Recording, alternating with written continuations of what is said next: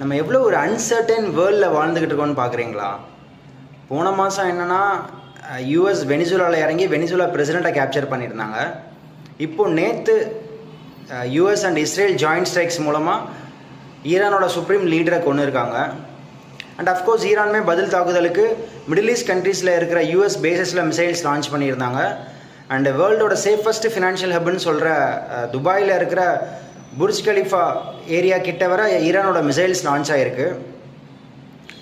இந்த பதற்றமான சுச்சுவேஷன் சீக்கிரமாக அமைதிக்கு திரும்பும் அப்படின்னு நம்புவோம்.